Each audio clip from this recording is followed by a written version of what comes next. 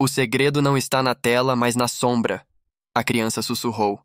Na sala de estudos de Sofia, o cheiro forte de tinta a óleo e verniz colidia com o pó e a nostalgia de um pesado volume do século XV. Sofia inclinava-se sobre o filho Elias, tentando manter a compostura racional sob o peso daquele silêncio súbito. Elias, apenas 6 anos, não brincava. Ele traçava uma linha exata sobre a reprodução do obscuro estudo de proporções de Da Vinci. Em seguida, sua voz soou, carregada de uma solenidade fria que não pertencia a um menino, revelando a chave, um detalhe anatômico de um nervo desenhado intencionalmente invertido pelo mestre. Sofia sorriu com a ternura materna, orgulhosa da imaginação hiperativa do filho. Mas a frase seguinte ecoou em italiano arcaico, e o nome que Elias proferiu para si mesmo, Elias, não era o seu. Por um instante, o silêncio do ateliê pareceu gritar. A lógica de seu mundo, construído sobre certezas químicas, desmoronava em uma palavra. A evidência final de que aquilo era real, e não fantasia, esperava dobrada no verso de um de seus cadernos, uma assinatura perfeita que Elias jamais havia visto. O universo de Sofia era pavimentado pela razão, uma estrutura firme de certezas que ela construía diariamente em seu ateliê. Química, proporções exatas, a lógica fria da composição. Ali estava o seu porto seguro, o refúgio contra qualquer caos. Aos 37 anos, ela era a imagem da estabilidade intelectual, e a maternidade, embora a tivesse tornado mais suave, não havia diminuído em nada sua postura de ceticismo calculado. A vida, para Sofia, era um problema complexo, mas perfeitamente solúvel através do método científico. Uma manhã de outono, enquanto a luz veneziana invadia o ateliê, transformando a poeira em rios de ouro suspenso, Sofia estava debruçada sobre uma tela em andamento. Era um trabalho sobre as nuances do azul cobalto, e sua mente estava imersa nas tabelas de pigmentos quando a ouviu. A voz de Elias, seu filho de 6 anos, não a alcançou com a habitual alegria infantil, mas com uma estranha solenidade, um tom que parecia pertencer a outra dimensão do tempo. O som a fez levantar a cabeça, interrompendo o fluxo da sua certeza. O menino estava no centro da sala, segurando um livro grande e pesado, encadernado em couro gasto, um volume esquecido que havia pertencido ao avô cético de Sofia. Era um compêndio sobre os estudos de Leonardo da Vinci, repleto de diagramas, rascunhos e anotações frenéticas. Elias não o folheava. Ele o manuseava com um respeito quase reverencial, como um sacerdote com um texto sagrado. A cena já era, em si, um quadro deslocado. O menino, acostumado aos brinquedos eletrônicos da época, subitamente fascinado pela arqueologia do papel. Os olhos de Elias, que em geral carregavam a luz travessa de uma criança que acabara de descobrir uma piada, estavam fixos em uma página específica. Era o obscuro estudo de proporções para a Batalha de Anghiari, um afresco de Florença que se perdera na história. Era uma folha menor, menos celebrada do que o homem vitruviano, mas carregada de enigmas e rabiscos. Com seu pequeno dedo, ainda roliço de criança, Elias traçou uma linha sobre o pergaminho. Não foi um rabisco descuidado. Foi um gesto lento, preciso, que parecia repetir uma coreografia ensaiada por séculos. Aquele era o incidente incitante. O momento em que a realidade se dobrava e a brincadeira se tornava uma afirmação direta, cortando a normalidade como uma lâmina de vidro. O menino soltou um sussurro, claro e seco, que parecia não ser apenas dele, mas ecoar de um passado profundo. Il segreto non è nella tela, ma nella ombra. È una carta d'amore. O italiano arcaico saiu de seus lábios com uma fluidez assustadora, uma pronúncia perfeita que o garoto jamais poderia ter aprendido. Era uma frase que flutuava no ar, suspensa como uma ameaça poética. Sofia, a mulher da ciência, tentou uma resposta instintiva e racional, aquela que o instinto materno usa para proteger a si mesma e ao filho de fantasmas desnecessários. Ela riu, um riso forçado e nervoso, tentando atribuir a frase a algum desenho animado ou a uma bobagem ouvida na escola. Ela deu um passo em direção a ele com a intenção de abraçá-lo, de trazê-lo de volta à realidade palpável do cobalto e do verniz. Mas o sorriso desapareceu. O movimento de Elias a deteve. Ele apontou para um detalhe minúsculo em um desenho adjacente, um estudo anatômico da mão humana, assinado pelo próprio Da Vinci. Historiadores debatiam por décadas se um nervo específico, naquela representação, havia sido propositalmente invertido ou se era apenas um erro do gênio. O menino apontou para a falha ou a genialidade com uma certeza que não cabia em seus 6 anos. Leonardo desenhou o nervo assim para a posteridade, Elias afirmou. E desta vez não foi um sussurro. Sua voz estava baixa, mas preenchida por uma autoridade fria e metálica, uma convicção que não pertencia ao seu desenvolvimento psicológico. Aquele timbre não era o de seu filho, era o de um adulto cansado, um sábio. Ele quis deixar uma chave. A dualidade entre a ternura materna de Sofia e o estranhamento crescente instaurou-se como um ruído agudo, quase inaudível no ateliê. A descida no carrossel emocional foi a tentativa desesperada de Sofia de manter a calma, de classificar a experiência. Estresse, imaginação superativa, simples repetição. A subida veio com o desconforto glacial provocado pela seriedade do filho, pelo uso de palavras como posterioridade e chave, pela precisão da referência histórica. A tensão aumentava não por meio de gritos ou sustos, mas na densidade silenciosa entre mãe e filho, uma linha invisível mas inquebrável de dúvida. Sofia afastou-se, dizendo-lhe que guardasse o livro e fosse brincar. O menino obedeceu, mas o silêncio que ele deixou para trás era mais barulhento do que qualquer brincadeira. Ele havia plantado uma semente de caos no campo ordenado da mente dela. Naquela noite, Sofia não conseguiu dormir. Ela repassou a cena, desmembrando cada palavra, buscando a fonte racional, o ponto de origem que justificasse o inexplicável. E foi essa busca cética, essa necessidade de provar a si mesma que o filho estava apenas repetindo algo, que a levou ao quarto dele. A única fonte de evidência inicial estava no seu pequeno caderno de desenhos. Sofia o abriu, esperando encontrar dinossauros ou foguetes. No verso de uma página cheia de traços infantis e borrões de giz de cera, ela encontrou a evidência. Era um desenho perfeito, com traços adultos, firmes e longos, desenhado a grafite com uma precisão caligráfica impressionante. A assinatura de Leonardo da Vinci. Uma assinatura que Elias jamais havia visto, que não estava presente no livro ilustrado do avô, nem em nenhuma imagem que ela pudesse provar ter estado ao alcance dele. O desenho era inquestionável, não havia margem para a dúvida sobre a técnica. A caligrafia era a de um mestre, e estava ali, na contracapa do caderno escolar de um garoto de 6 anos. A normalidade havia sido rasgada.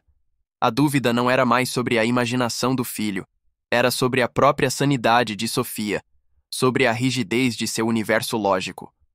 Algo pequeno, mas inquietante, acabava de desafiar todos os pilares que sustentavam sua vida. O que aconteceria se aquela assinatura fosse apenas o ponto de partida de uma jornada para desenterrar segredos que o tempo havia guardado? Sofia reagiu ao desenho da assinatura como a racionalista que era. Seu primeiro instinto não foi o fascínio, mas a autodefesa. O que ela tinha nas mãos era uma anomalia, um erro de cálculo no universo, e seu treinamento a levava a impor a resistência. A busca desesperada por uma explicação lógica que pudesse esmagar o mistério antes que ele consumisse sua certeza. A partir daquela manhã, a palavra Leonardo foi proscrita do apartamento, banida como um vírus. O volume pesado sobre Da Vinci foi guardado no alto do armário, fora do alcance do filho, selado como uma caixa de Pandora. A mãe racionalista começou sua escalada de confrontos internos e externos. Ela tentou racionalizar a precisão do traço. Talvez Elias tivesse visto o nome em algum lugar. Talvez o avô tivesse desenhado no livro. Talvez fosse uma cópia acidental. Ela buscou terapias, marcou consultas com neurologistas, buscando um diagnóstico que lhe desse o conforto da normalidade. A tensão crescia de forma contida, sem grandes explosões de raiva ou sustos dramáticos, mas no silêncio pesado, quase opressor, que se instalou no ateliê. O ruído era substituído pela ausência dele, e o ar parecia mais denso, como se guardasse uma confissão não dita. Apesar da rigidez de Sofia, o inexplicável insistia em se manifestar. O garoto continuava a esboçar códigos e diagramas nas margens de seus deveres de casa, desenhos complexos de engrenagens e máquinas voadoras que só poderiam ter saído da mente de um gênio renascentista. O primeiro aliado, que ajudaria o mistério a romper o muro de ceticismo de Sofia, surgiu de forma inesperada. Luca. Jovem, entusiasmado e com os olhos brilhantes de quem vive para desenterrar o passado, Luca era um historiador de arte de uma universidade local que havia sido alertado por um colega sobre o interesse súbito do menino por Da Vinci. Ao ver os cadernos de Elias, a precisão da perspectiva nos desenhos e, sobretudo, a réplica perfeita da assinatura, Luca sentiu um choque de fascínio. Ele não via trauma ou doença, via um eco. Luca, o aliado da investigação, ofereceu-se para analisar os traços de Elias sob uma lupa de historiador. E foi durante essa análise que a prova de fogo veio à tona, solidificando o mistério em algo palpável. O garoto desenhara, com riqueza de detalhes, um símbolo central.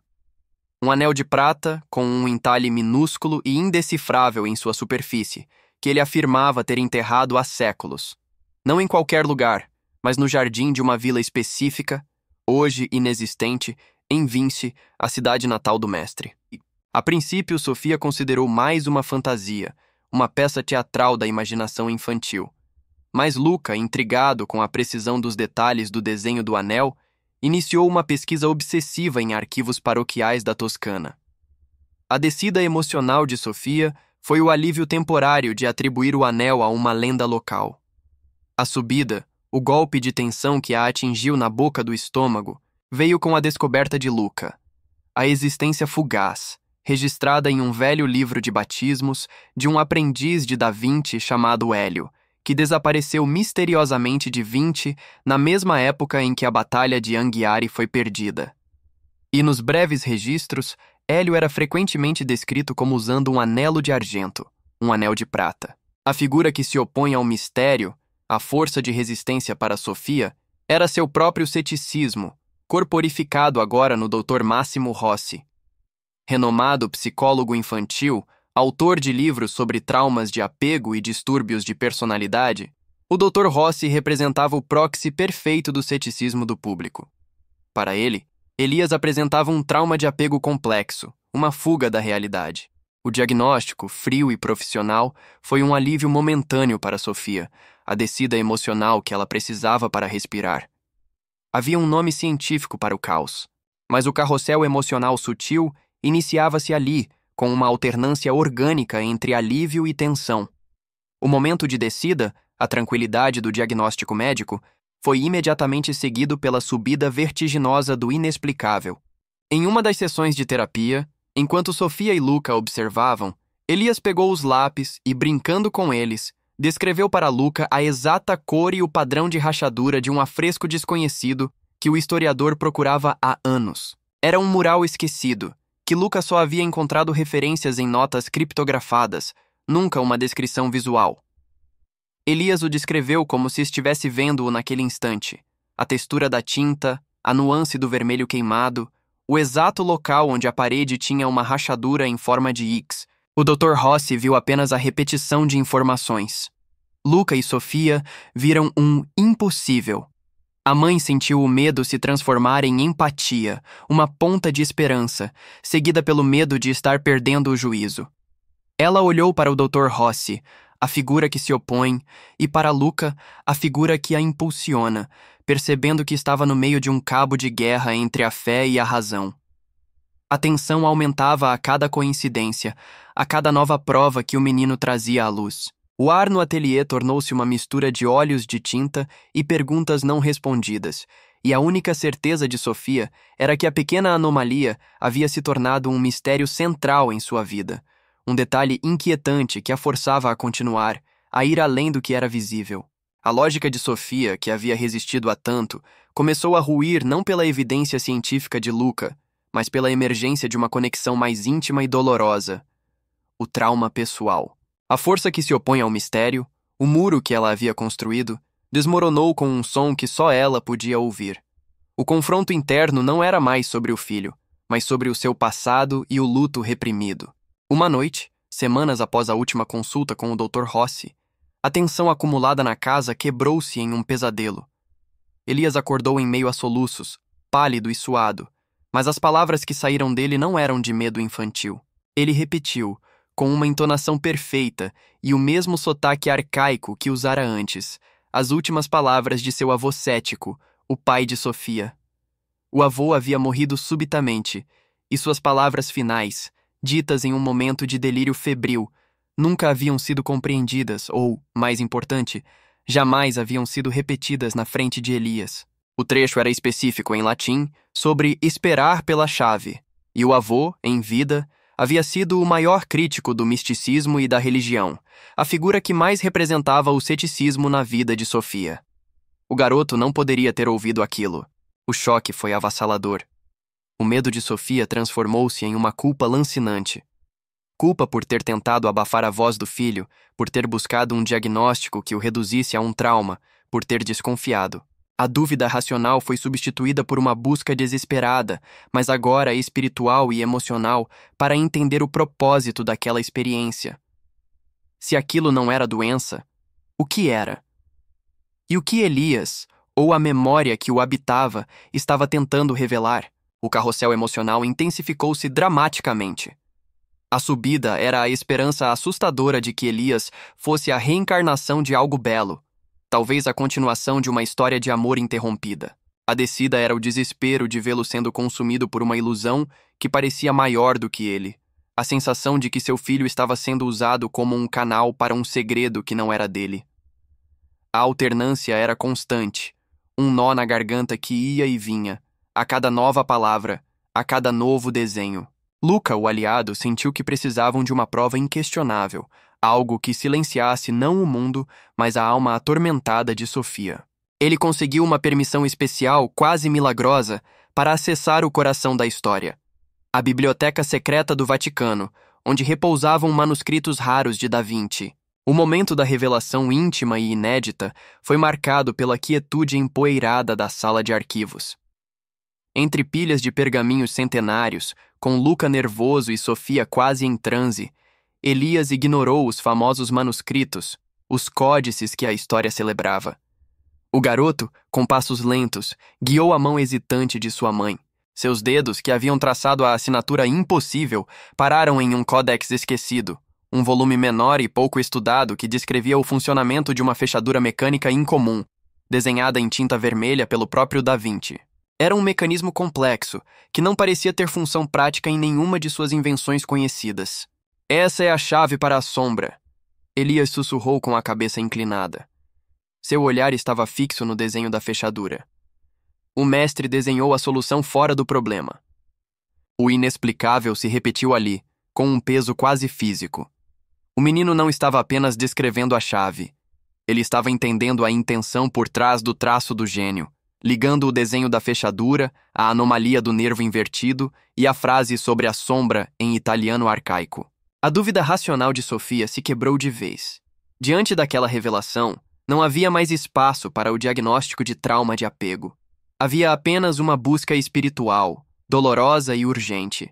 Ela precisava entender o propósito do filho, o porquê daquele retorno, e o que exatamente Da Vinci havia escondido com tanto cuidado.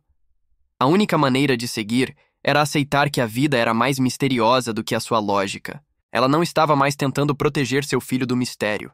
Ela estava começando a protegê-lo do mundo, enquanto o ajudava a desvendar o segredo que o ligava ao passado. Um detalhe inquietante que convidava a continuar a jornada, agora sem o freio do ceticismo. O confronto final foi inevitável, carregado de uma intensidade que transcendia o físico e ressoava na alma. Sob uma chuva torrencial, pesada e purificadora, que encharcava as ruas de Florença, a cena sensorial e simbólica perfeita para a catarse, Elias conduziu Sofia e Luca a uma capela negligenciada nos arredores da cidade. Era um lugar esquecido, de pedra úmida e cheiro de incenso antigo, que a história havia deixado para trás. A força da chuva sobre o telhado de telhas vermelhas criava um ruído constante, um tamborilar que isolava o trio do resto do mundo, transformando o espaço em uma câmara de segredos. A luz, escassa, filtrava-se pelos vitrais sujos, projetando cores opacas sobre o chão de mármore rachado. Dentro da capela, escondido em um nicho lateral coberto por um tecido pesado, estava um tríptico de Da Vinci, uma obra nunca catalogada, nunca exposta ao público. Seus contornos eram majestosos, mas a pintura em si, um retrato de uma jovem anônima, estava escurecida pela sujeira dos séculos. A descoberta já era um choque, mas o verdadeiro momento de maior tensão emocional estava na moldura de madeira antiga. A chave do Codex, que Elias havia revelado no Vaticano, aquele desenho complexo de fechadura mecânica, encaixou-se com um clique seco e ressonante na lateral da moldura. Não era uma fechadura comum, era um mecanismo de tempo. A tensão atingiu o pico. Elias, que havia guiado a busca, agora estava pálido. Ele tocou a superfície fria do quadro e, naquele instante, o menino de 6 anos se esvaiu. Ele falou, mas não era a voz de Elias. Era a voz cansada e experiente de Hélio, o aprendiz. Um som rouco, quase um lamento, carregado com o peso da história e da perda. O grande segredo inquestionável, guardado por 500 anos, foi revelado. Não era uma fórmula alquímica, nem uma profecia cósmica, nem a fórmula da pintura perfeita. Era uma confissão íntima. A mensagem proibida de Da Vinci, oculta no mecanismo da moldura, não era uma glória. Era um registro cifrado sobre o amor que o mestre sentiu, um afeto profundo e proibido que ele não viveu por completo, mas que precisou imortalizar. E, ao seu lado, a dor do jovem aprendiz, Hélio, ao perder a mulher amada, a mesma mulher cujo nome estava entalhado no anel de prata que Hélio havia desenhado séculos depois, nas mãos de Elias.